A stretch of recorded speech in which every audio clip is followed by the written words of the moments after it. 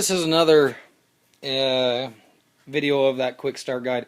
You know, there's going to be 3 or 4 lessons here on this front end. On the front end, there's so many different configurations you can do. That's why I'm putting so many videos on this.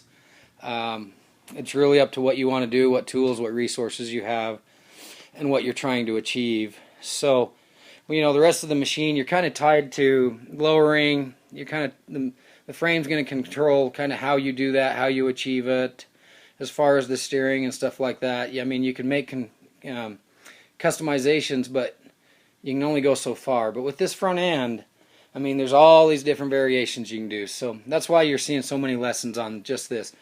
What I've got here is an example of all varying different front ends, and I've talked about them through the other couple lessons, but here's an example.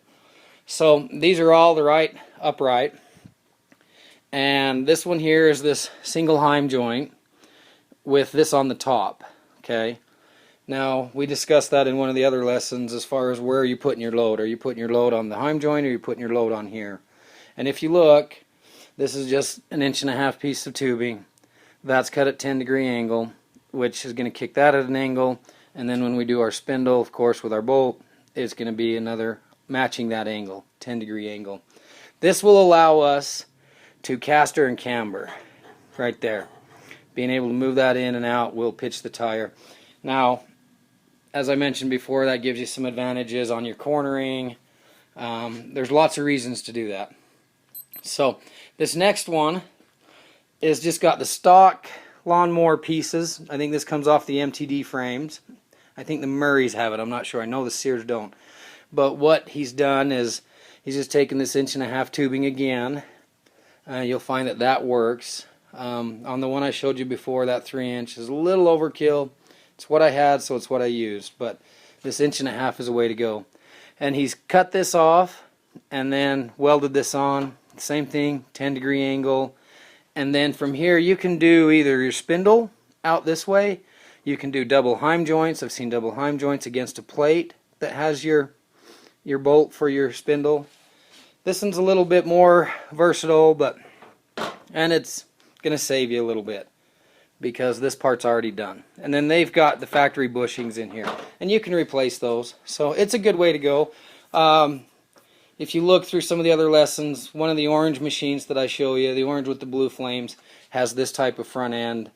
And then what I've done is put this bottom spindle running across here, and then I have a heim joint coming across the top. So this is another one, and this is upright. And this is, if you notice, the heim joint's on the top. Then you've got your spindle here. The hole's already drilled. And you will set this off at 10 degrees. Now, one of the things I want to mention that I haven't, there's 2 things here when you're doing these front ends.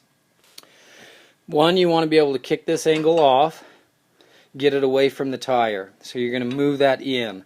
The other thing that I haven't mentioned yet, and it just came to mind, is stops. You might have to put steering stops, and this is a good place to do it. This one will use this right down here. That will become the steering stop. And then going the other direction, of course, this one will become the steering stop. But you want to, before you're done and get yourself on the track, you want to make sure that you're not going to be oversteering that and locking that wheel sideways as you're trying to go forward. So that's something to keep in mind. On one of mine, I've had to weld, I did one like this, I had to weld a little piece of angle on there so that wheel would not go so far sideways that now I was just kind of trying to snowplow and drag it down the track sideways.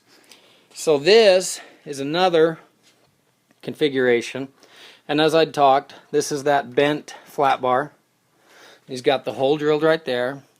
His spindle will come out at the 10-degree angle, and as you can see, this is the same actually as this. So he's built an adjustable front end using the stock piece, adding a 1.5 inch tubing, and then he's made it configurable with that top piece being able as far as the heim joint. So those are just some examples of which way to go, and I'm going to show you next on a jig setup that our race director has come up with. and it's a really good idea. I'm actually going to start using that myself. So we'll move on to the next lesson.